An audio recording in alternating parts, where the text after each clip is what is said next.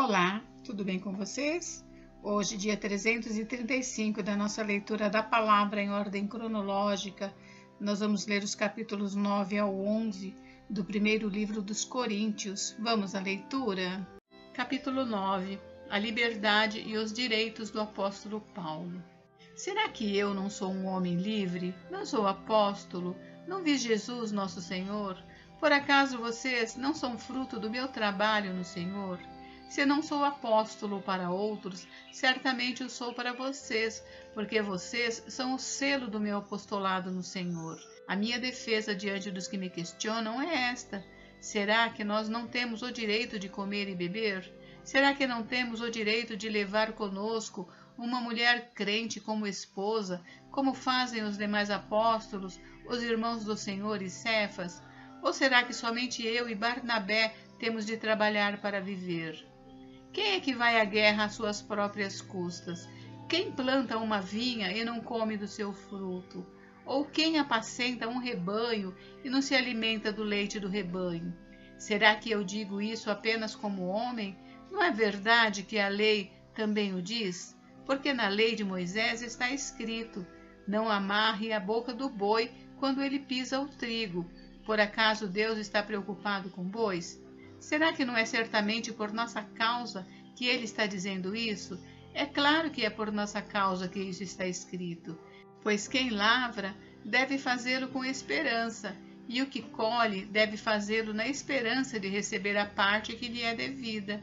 Se nós semeamos entre vocês as coisas espirituais, será muito recolhermos de vocês bens materiais? Se outros participam desse direito sobre vocês, não o temos nós em maior medida? Entretanto, não fizemos uso desse direito. Pelo contrário, suportamos tudo para não criarmos qualquer obstáculo ao Evangelho de Cristo.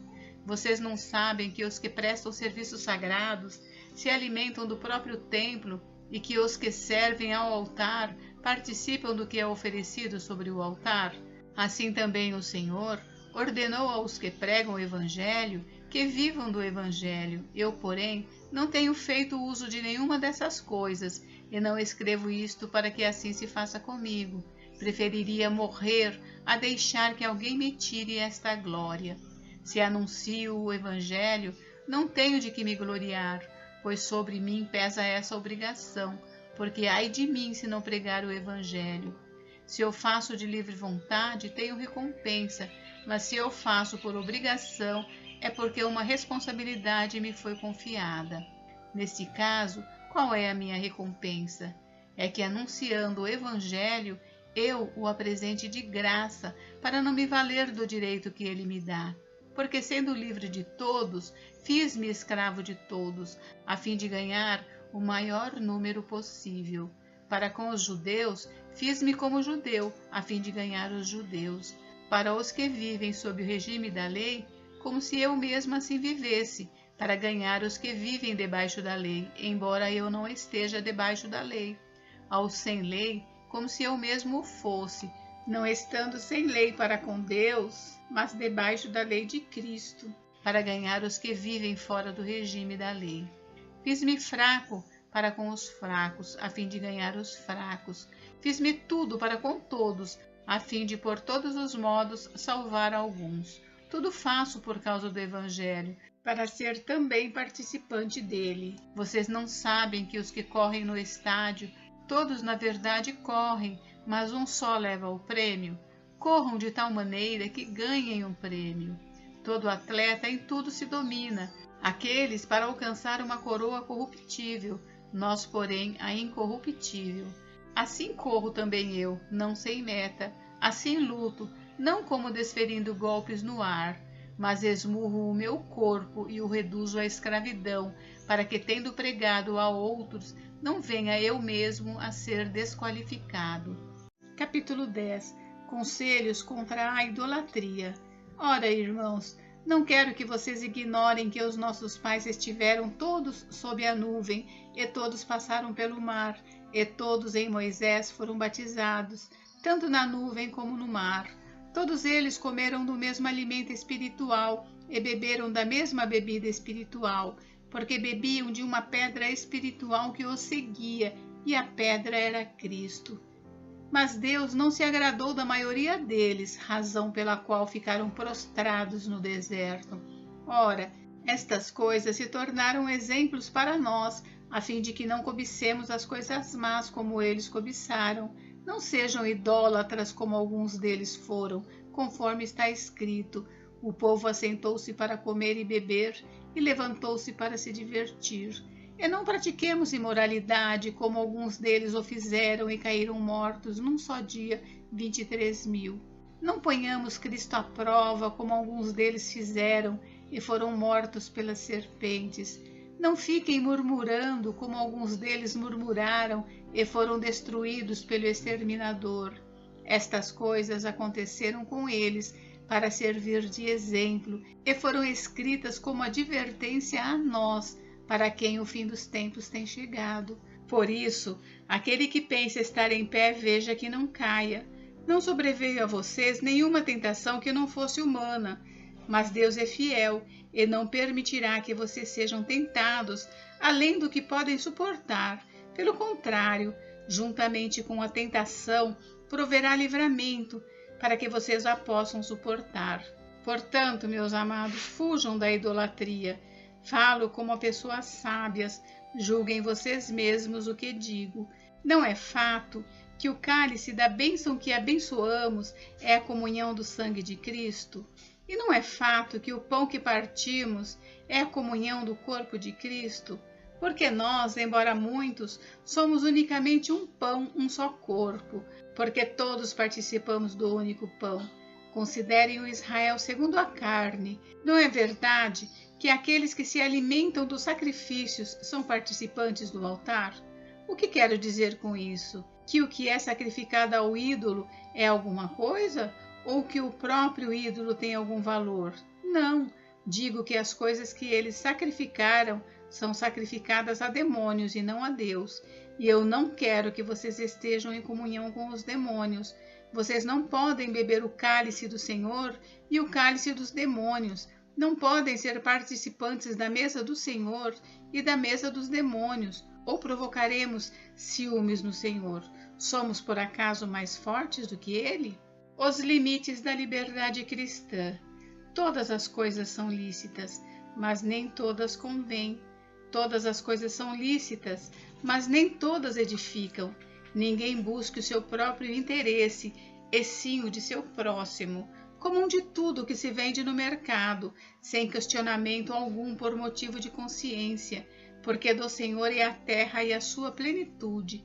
Se alguém que não é crente convidá-los para comer, e vocês quiserem ir, comam de tudo que for posto diante de vocês, sem questionamento algum por motivo de consciência. Porém, se alguém disser a vocês, isto é coisa sacrificada a ídolo, não comam, por causa daquele que deu a informação e por motivo de consciência. Consciência, digo, não a sua propriamente, mas a do outro. Pois por que a minha liberdade deve ser julgada pela consciência de outra pessoa?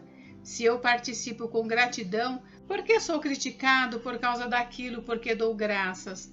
Portanto, se vocês comem ou bebem ou fazem qualquer outra coisa, façam tudo para a glória de Deus. Não se tornem motivo de tropeço nem para judeus, nem para gentios, nem para a igreja de Deus.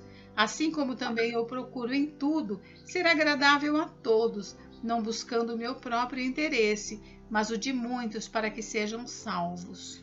Capítulo 11. Sejam meus imitadores, como também eu sou imitador de Cristo. As mulheres na igreja. Eu os elogio porque em tudo vocês se lembram de mim e retêm as tradições assim como eu as transmiti a vocês. Quero, porém, que saibam que Cristo é o cabeça de todo homem, e o homem é o cabeça da mulher, e Deus é o cabeça de Cristo. Todo homem que ora ou profetiza com a cabeça coberta, desonra a sua própria cabeça. Toda mulher, porém, que ora ou profetiza com a cabeça descoberta, desonra a sua própria cabeça, porque é como se a tivesse rapada. Portanto, se a mulher não cobre a cabeça, neste caso, que rape o cabelo, mas se é vergonhoso para a mulher tosquiar-se ou rapar o cabelo, que ela cubra a cabeça. Porque o homem não deve cobrir a cabeça, por ser ele imagem e glória de Deus, mas a mulher é glória do homem. Porque o homem não foi feito da mulher, mas a mulher foi feita do homem. Porque também o homem não foi criado por causa da mulher, e sim a mulher por causa do homem. Portanto, por causa dos anjos, a mulher deve trazer um sinal de autoridade na cabeça. No Senhor, todavia, nem a mulher é independente do homem, nem o homem é independente da mulher, porque assim como a mulher foi feita do homem, assim também o homem nasce da mulher, e tudo vem de Deus. Julguem entre vocês mesmos. É próprio que a mulher ore a Deus com a cabeça descoberta? Ou a própria natureza não lhes ensina que é desonroso para o homem usar cabelo comprido? E que, tratando-se da mulher, é para ela uma glória, pois o cabelo lhe foi dado em lugar do véu. Mas se alguém quiser discutir esta questão, saiba que nós não temos tal costume, nem as igrejas de Deus. Instrução quanto à celebração da ceia do Senhor. Mas nisto que agora prescrevo, não posso elogiá-los, porque vocês se reúnem não para melhor, e sim para pior. Porque, antes de tudo, estou informado de que quando se reúnem na igreja, existem divisões entre vocês, e eu, em parte, acredito que isso é verdade. E é até necessário que haja partido entre vocês, para que também os aprovados se tornem conhecidos entre vocês. Quando, pois, se reúnem no mesmo lugar, não é a ceia do Senhor que vocês comem, porque quando comem, cada um toma antecipadamente a sua própria ceia, e enquanto um fica com fome, o outro fica embriagado. Será que vocês não têm casas onde podem comer e beber? Ou menosprezam a igreja de Deus e envergonham os que nada têm? Que posso dizer a vocês? Devo elogiá-los? Nisto certamente não posso elogiá-los, porque eu recebi do Senhor o que também lhes entreguei, que o Senhor Jesus, na noite em que foi traído, pegou um pão e, tendo dado graças, o partiu e disse: Isto é o meu corpo, que é dado por vocês. Façam isto em memória de mim. Do mesmo modo, depois da ceia, pegou também o cálice, dizendo: Este cálice é a nova aliança no meu sangue. Façam isso todas as vezes que o beberem, em memória de mim. Porque todas as vezes que comerem este pão e beberem o cálice, vocês anunciam a morte do Senhor até que ele venha. Por isso, aquele que comer o pão ou beber o cálice do Senhor indignamente, será réu do corpo e do sangue do Senhor. Que cada um examine a si mesmo, e assim coma do pão e beba do cálice. Pois quem come e bebe sem discernir o corpo, come e bebe juízo para si. É por isso que há entre vocês muitos fracos e doentes, e não poucos que dormem. Porque se julgássemos a nós mesmos, não seríamos julgados, mas quando julgados, somos disciplinados pelo Senhor, para não sermos condenados com o mundo. Assim, meus irmãos, quando vocês se reúnem para comer, esperem uns pelos outros. Se alguém tem fome, que coma em casa, a fim de que vocês não se reúnam para juízo. Quanto às demais coisas, eu as ordenarei quando for aí. Gente, encerramos por hoje, mas amanhã tem mais. Fiquem com Deus, Deus abençoe vocês. Até amanhã.